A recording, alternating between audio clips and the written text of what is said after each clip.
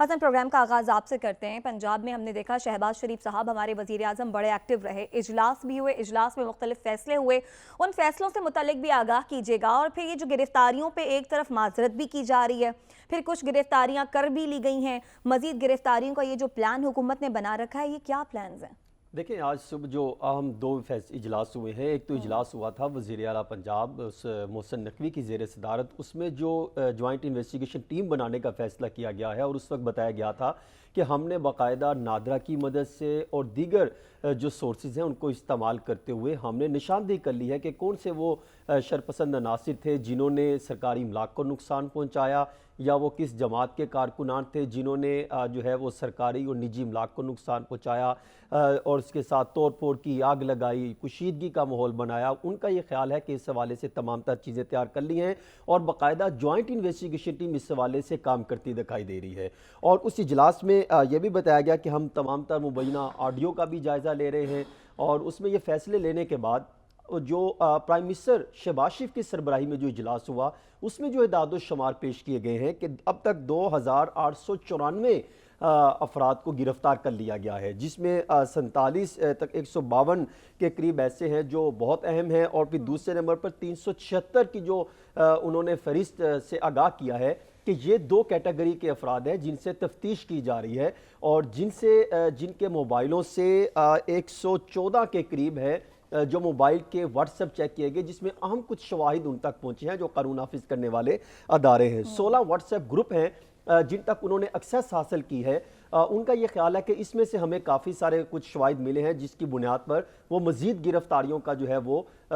Plan کر چکے ہیں۔ پھر جب شہباز شریف کی سربراہی میں جو اجلاس ہوا، اس میں واضح طور پر انہوں نے ڈائریکشن دی ہے کہ جو بھی ایسے شرپسند عناصر تھے جنہوں نے سرکاری املاک کو نقصان پہنچایا یا کوئی بھی کسی بھی وہ جماعت سے تعلق رکھتا ہو، ان کو فوری طور پہ گرفتار کرنا چاہیے۔ البتہ ایسے شخص کو یا ایسے خواتین کو، ایسے لوگوں کو تنگ نہ کیا جائے جن کا ان سے تعلق نہیں ہے، اگر کہیں سے رپورٹ ہوا ہے یا ماضی کی جس طرح آپ دیکھتے ہیں کہ کوئی پرانی فہرست سامنے آ جاتی ہے۔ تو یہ تو وہ چیزیں تھی جس کو دیکھتے ہوئے اقدامات کیے جا رہے ہیں۔ تو اس اجلاس میں بھی یہ بات زیر غور لائی گئی کہ ہم کسی بھی صورت جو ہے ان معاملات کو آگے بڑھانے نہیں دیں گے۔ اگر آئندہ بھی ان کے ذہنوں میں کسی جماعت کے یا کسی افراد کے ذہنوں میں یہ چیزیں سوچ چل رہی ہیں تو اس کے خلاف سخت ایکشن لیا جائے گا۔ بنیادی طور پر اگر دیکھا جائے تو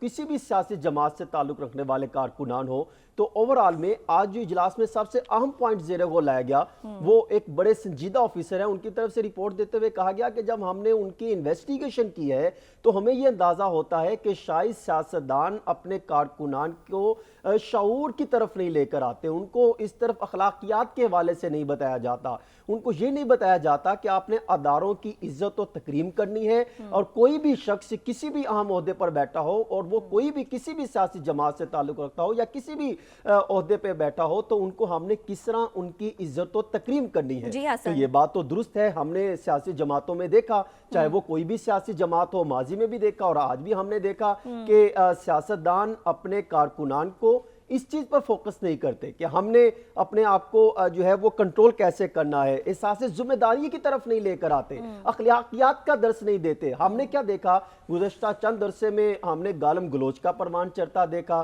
ہم نے غم و غصے کا اظہار دیکھا، ہم نے عدم برداشت کی سچویشن دیکھی۔ اس پر میرے خیال میں حکومت کو جہاں پر یہ ایکشن لیتے دکھائی دے رہے ہیں کہ جو بھی اس میں ملوث ہو ان کے خلاف کارروائی ہونی چاہیے، اس سے زیادہ حکومت کو تمام سیاسی جماعتوں کے ایک ایک شخص کو لے کر اور ذمہ داران کو، اہل فکر کو لے کر اس پر فوکس کرنا چاہیے، تاکہ اگر آئندہ ایسا معاملات بنے تو ہمیں اس چیز کو کیسے کنٹرول کیا جا سکتا ہے، ان کے دماغوں میں ان کی ذہنیت کو کیسے بہتر بنایا جا سکتا ہے۔ بالکل آپ درست بات کر رہے ہیں کہ تمام سیاسی جماعتیں اپنے کارکنان کی ایسی تربیت کریں کہ کل کو ایسا موقع آتا ہے کہ آپ کو احتجاج کرنا ہے، جمہوریت میں احتجاج کا حق بھی ہے، لیکن قومی املاک کو نقصان پہنچانا یہ بات کسی کی سمجھ میں نہیں آتی، اور جب نقصان پہنچا ہے تو ہم سب سمیت بھی سبھی عوام کے ظاہر ہے اس پر دل بھی رنجیدہ ہیں کہ احتجاج کریں لیکن قومی املاک کو نقصان نہ پہنچائے۔